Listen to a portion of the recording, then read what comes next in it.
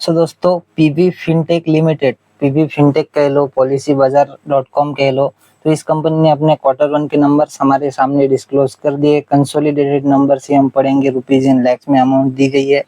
जून मार्च जून का जो है सीक्वेंस कंपनी ने दिया हुआ है। बात करें कंपनी के रेवेन्यू की, तो इस क्वार्टर का कंपनी का रेवेन्यू है लैक्स में दिया गया है। मैं आपको करोड़ में कन्वर्ट करके बताता हूँ, तो 1348 करोड़ देखने को मिल रहा है रेवेन्यू इस क्वार्टर का। पिछले क्वार्टर में था 1578 करोड़।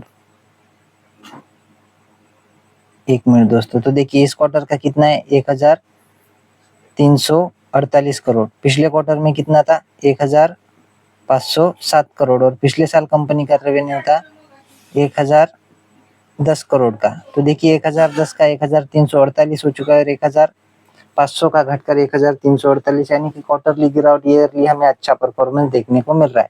बात करें कंपनी के टोटल इनकम की, तो इस क्वार्टर की टोटल इनकम है 1446 करोड़।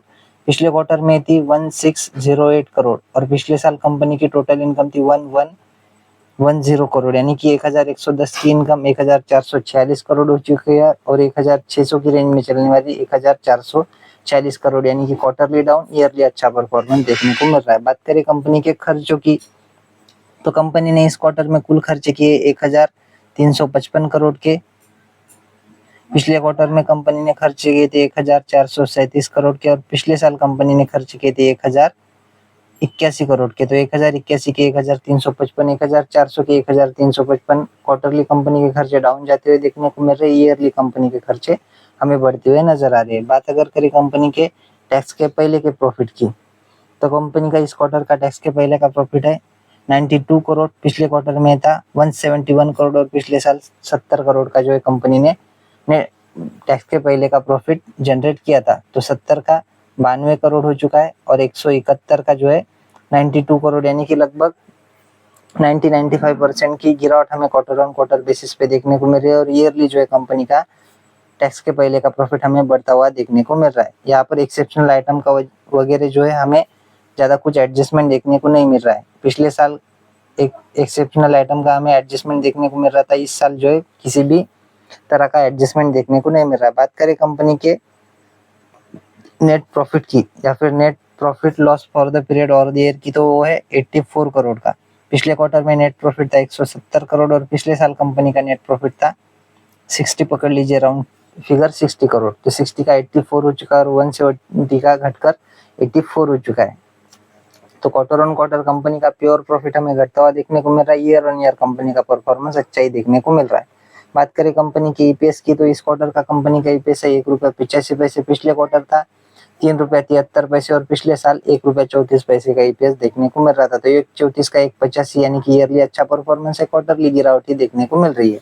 सो परसेंटेज वाइज हम जान लेते हैं, और कंपनी के अंदर कौन सी कंपनीज आती है उसको भी हम थोड़ा डिटेल में जान लेते हैं।